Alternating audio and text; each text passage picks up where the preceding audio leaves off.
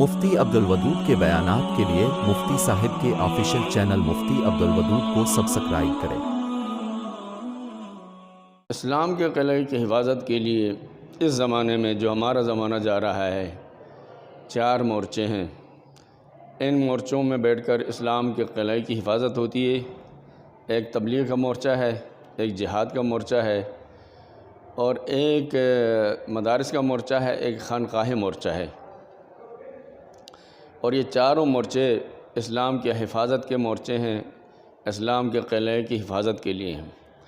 لیکن ایسا لگتا ہے کہ اب یہ سارے مورچے اپنی حفاظت میں لگے ہیں، اور اس وجہ سے آئے دن ہم دیکھتے ہیں اسلام پر حملہ ہوتا ہے۔ لوگ بالکل دیدہ دلیری کے ساتھ کھلا عام اسلام کا مذاق اڑاتے ہیں، اسلام کے بخیے ادھیڑ دیتے ہیں، اسلامی احکامات میں کیڑے نکالتے ہیں، اور اسلامی تہذیب، اسلامی غیرت و حمیت، اسلامی حیا کا جو تصور ہے اس کو ختم کرنے میں لگے ہیں۔ اور یہ 9-10 سال میں دیکھیں کہاں سے کہاں پہنچ گئے ہم۔ پر مشرف دور سے پہلے ویلنٹائن ڈے کا تصور نہیں تھا، اور ہولی دیوالی کا کوئی تصور نہیں تھا، کہ بوائے فرینڈ گرل فرینڈ کا نام بھی کسی نے نہیں سنا تھا، کوئی زبان پہ لا بھی نہیں سکتا تھا، فزیکل ریلیشن کی باتیں کوئی عام کر نہیں سکتا تھا۔ اب کھلا عام مرد و خواتین اپنے زنا کے قصے بیان کر رہے ہیں، کھلا عام میڈیا میں آ کر بلا خوف و خطر اپنے تمام جو واقعات، جو گناہ وہ رات کے اندھیروں میں وہ انجام دیتے ہیں، دن کے اجالے میں پورے 24 کروڑ عوام کے سامنے آ کر اس کا برملا اقرار کرتے ہیں، اور ان پہ کوئی شرمساری بھی نہیں ہوتی۔ یہ ہم سب کے لیے لمحہ فکریہ ہے کہ ہم کتنے پیچھے چلے گئے۔ کتنے بھی آج کل اسکولوں میں تمہارا کوئی بوائے فرینڈ ہے، کیا آپ بوائے فرینڈ کو آپ پھول پیش کرتے ہیں؟ سیکچول مضامین ہیں وہ اس میں شامل ہیں، واقعات ہیں جو ابھی اسلام آباد کی یونیورسٹی میں واقعہ پیش آیا، کوئی پہلے واقعہ تھوڑا ہے، اور یہ اچانک تھوڑی ہوا ہے۔ ایسا لگتا ہے جتنے بھی ویسٹرن کلچر کے دلداداؤں نے، مغرب نے، امریکہ نے ہمارے ایمان کے بخیے ادھیڑنے کے لیے، ہمارے حیا کے تصور کو ملیامین کرنے کے لیے، ہمارا ہاں اسلامی معاشرت اقدار کا تصور ہے، جو اس کے لوازمات ہیں، جو اس کے حدود ہیں، اس کے سرکل ہیں، اس کی خوبیاں ہیں، ان کو ستیہ کرنے کے لیے ڈے بائی ڈے وہ آگے بڑھ رہے ہیں، وہ اپنی محنت کرتے ہیں۔ بیچ میں ہمارے ایمان کے لیول کو، ایمان کی حرارت کو چیک کرنے کے لیے وہ ایک تھرمامیٹر کے طور پر کوئی واقعہ کھلا عام وہ کرتے ہیں۔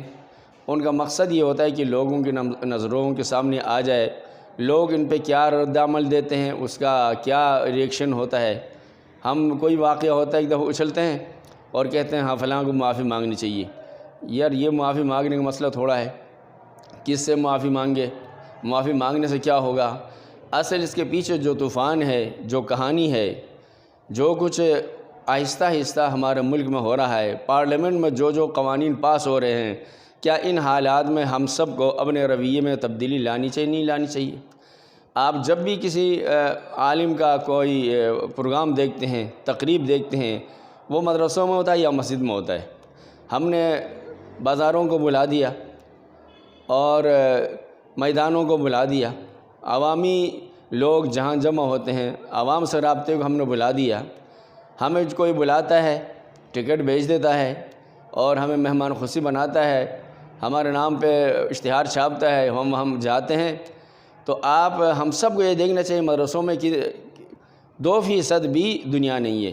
پورے پاکستان میں 24 کروڑ عوام میں سے 24 یا 26 کروڑ عوام میں سے 2% بھی مدرسوں میں نہیں پڑھتا۔ یہ مدرسے یہ نور کے جزیرے ہیں، یہ گناہوں کے تو موجوں دریاؤں کے بیچ میں یہ نور کے جزیرے ہیں۔ کیا اسلام مدرسے ہی میں بند رہے گا؟ کیا اگر مدرسے کے باہر دائیں بائیں برائیاں ہوں گی تو کبھی یہ اس مدرسے کی بنیادوں کو ہلا کے نہیں رکھ دے گا؟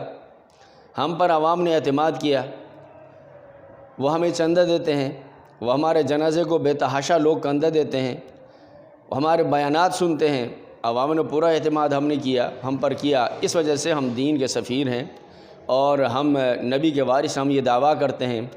لیکن کس زمانے میں ہم بولا کرتے تھے بوریا نشین، تو آج کل وہ بوریا نشینوں کا تصور میں نہیں، وہ سب غائب ہو گئے، اب سب مخمل نشین ہو گئے اور ایسی نشین ہو گئے۔ تو علماء بہت آرام طلب ہو گئے اور اپنے سرکل میں محدود ہو گئے۔ اب ملک میں قتل و غارت گری ہے اور اسلام بدنام ہو رہا ہے، ہر کام ہو کہ اسلام پر تھوپا جاتا ہے اور اسلام کو ہم سب کے سامنے بدنام کیا گیا، دہشت گردی کو اسلام کے ساتھ جوڑ دیا گیا، حالانکہ اسلام کا اس سے دور کا بھی کوئی واسطہ نہیں۔ اسلام جیسا پرامن مذہب جو کسی ملاقاتی کے لیے سب سے پہلے سلامتی کا پیغام دیتا ہے، السلام علیکم ورحمۃ اللہ وبرکاتہ، کوئی بھی کس سے ملتا ہے سب سے پہلے یہ بتاتا ہے اس کو کہ میری طرف سے مجھ سے تمہیں کوئی خطرہ نہیں ہے، تم میری طرف سے سلامتی پہ رہو اور اللہ کی رحمت اور برکتوں کی دعا دیتا ہے۔ ایک ایسا مذہب کو ہمارے سامنے ہم دفاعی پوزیشن میں چلے گئے، اس مذہب پر دہشت گردی الزام لگا دیا گیا اور ہم ٹھنڈے پیٹوں اس کو پی گئے۔ ہم نے اس الزام کا دفاع نہیں کیا، اس کو ختم کرنے کی کوشش نہیں کی۔ ہم اپنے پیارے اسلام جس کو ہم وارث ہیں اور اسی وراثت کے بینیفیشری، ہم وراثت نبوت کے بینیفیشری ہیں، اس کے بینیفٹ تو ہم حاصل کرتے ہیں، اس کے تمام فائدے حاصل کرتے ہیں وراثت کے۔ ہر جگہ ہم قرآن کا نام لے کے ہم قرآن کا نام استعمال کرتے ہیں، قرآن کی نسبت کی بات کرتے ہیں، لیکن جہاں ذمہ داری آتی ہے کہ حاملین قرآن کی ذمہ داری کیا ہے، وارثان نبوت کی ذمہ داری کیا ہے، وہ ذمہ داری ہم اس طرح نہیں ادا کرتے ہیں جس طرح ہمیں وہ ذمہ داری ادا کرنی چاہیے۔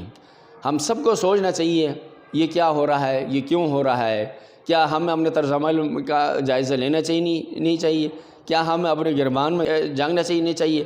اسلام اب آ کے مسجدوں مدرسوں میں محدود ہو کے رہ گیا، پارلیمنٹ سے اسلام غائب ہے، مقننہ سے غائب ہے، انتظامیہ سے غائب ہے، بازاروں سے غائب ہے، ہمارے سامنے اسلام سکڑتا جا رہا ہے اور نحیف و نازار ہو گیا ہے۔ اور اسلام ایک توانا تندرست مذہب ہے اور طاقتور مذہب ہے، اور والذی ارسل رسولہ بالہدی ودین الحق لیظہرہ علی الدین کلہ، اسلام غیرت مندوں کا مذہب ہے اور حمیت مندوں کا مذہب ہے، سینہ تان کر چڑھنے والوں کا مذہب ہے اور سربلند رہنے والوں کا مذہب ہے۔ اسلام سربلندی سکھاتا ہے، جھکنا نہیں سکھاتا۔ اسلام آیا ہے غالب ہونے کے لیے اور ہم اپنے سامنے دیکھ رہے ہیں اسلام مغلوب ہو گیا ہے۔ اسلام دفتروں سے نکل رہا ہے، پارلیمنٹ سے نکل رہا ہے، عدلیہ سے نکل رہا ہے، ہر جگہ سے اسلام کو بے دخل کیا جا رہا ہے اور ہم ٹس سے مس نہیں ہو رہے ہیں، ہم اپنے طرز عمل کا کبھی جائزہ نہیں لیتے ہیں۔